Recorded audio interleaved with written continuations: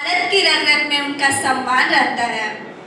आज मैं उन लोगों की बात करने के लिए आप लोगों के सामने खड़ी हूँ जिन्होंने प्रकृति को कभी अपनी संपत्ति नहीं समझा बल्कि अपना परिवार माना, जिन्होंने नदियों को केवल पानी का स्रोत नहीं माँ का स्वरूप माना, जिन्होंने पहाड़ों को पत्थरों का ढेर नहीं अपने पूर्वजों की धरोहर माना, जिन्होंने जंगलों से केवल लिया नहीं बल्कि पीढ़ियों तक उनकी रक्षा भी की। हमें आदिवासी संस्कृति, संघर्ष, अधिकारों और राष्ट्र निर्माण में उनके अमूल्य योगदान को समझने का अवसर प्रदान करता है। उनके जीवन में हमें प्रकृति और मनुष्य के बीच वह सुंदर संतुलन दिखाई देता है जिसे आधुनिक संसार धीरे धीरे भूलता जा रहा है।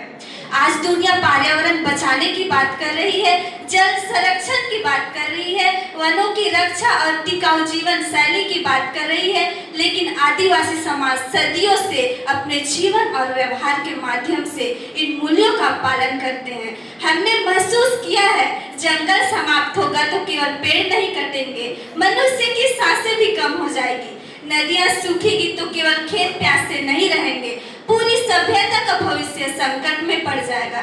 नदी को माँ कहा, पर्वत को अपना मान लिया, नदी को माँ कहा, पर्वत को अपना मान लिया, हर वृक्ष को जीवन का पवित्र विधान दिया। सभ्यता ने जब प्रकृति को केवल साधन समझा, आदिवासी जीवन ने धरती को सम्मान दिया। आदिवासी संस्कृति केवल नृत्य, गीत, वेशभूषा और त्योहारों तक सीमित नहीं है, ये समानता की संस्कृति है, यह श्रम के सम्मान और मिल बांटकर जीवन जीने की संस्कृति है। उनके लोक गीतों में केवल मनोरंजन नहीं बल्कि पीढ़ियों का अनुभव छिपा होता है। उनके नृत्यों में केवल उत्सव नहीं बल्कि प्रकृति के प्रति आभार प्रकट होता है। उनके लोक कथाओं में केवल कल्पना नहीं बल्कि इतिहास, नीति और जीवन का दर्शन समाहित होता है। भारत की स्वतंत्रता और सम्मान में भी आदिवासी वीरों का योगदान बहुत ही अधिक रहा है। संघर्ष का अर्थ केवल कठिनाई नहीं बल्कि अपने प्राणों को संकट में डालना था। उनके पास बड़े संसाधन नहीं थे, लेकिन उनके भीतर अपनी मिट्टी, संस्कृति और स्वाभिमान की रक्षा करने का साहस था। अन्याय के आगे उन्होंने मस्तक झुकाया नहीं, मिट्टी के मान से बढ़कर कुछ भी अपनाया नहीं। बिरसा की होमकार आज भी यह संदेश देती है, जिसे वतन से प्रेम हो उसे कोई दबा पाया नहीं। जो संस्कृति सदियों से धरती को बचाती आई उसे खो दिया तो भारत भी अधूरा रह जाएगा।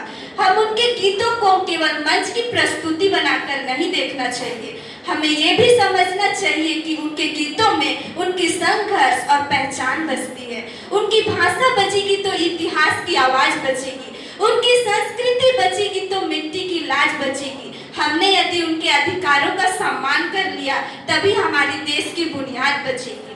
हम किसी व्यक्ति को उनकी जाति, भाषा, वेशभूषा या जीवन शैली के आधार पर छोटा ना समझे। हम संस्कृति, कला और परंपराओं का सम्मान करेंगे। हम उनके संघर्षों को समझने और नई उपलब्धियों को पहचानने का प्रयास करेंगे। हम ऐसे भारत के निर्माण में सहयोग देंगे जहां भारत विकास भी हो और विरासत भी सुरक्षित रहे, जहां आधुनिकता हो और प्रकृति के प्रति संवेदना भी बनी रहे, जहां अधिकार किसी विशेष वर्ग की सुविधा नहीं बल्कि प्रत्येक नागरिक की वास्तविक शक्ति बने। क्योंकि जंगल की हर सांस में उनका पहरा याद रखना, धरती के हर रंग में उनका चेहरा याद रखना। क्योंकि जंगल की हर सांस में उनका पहरा याद रखना, धरती के हर रंग में उनका चेहरा याद रखना।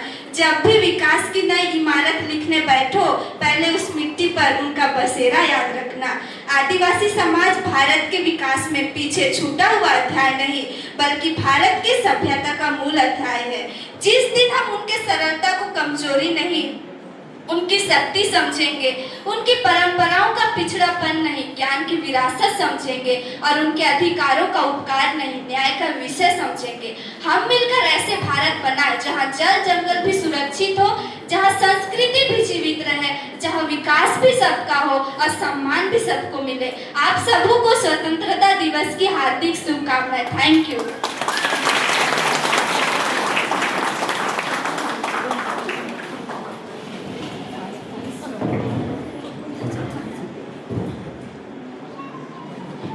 We'll enjoy the performance.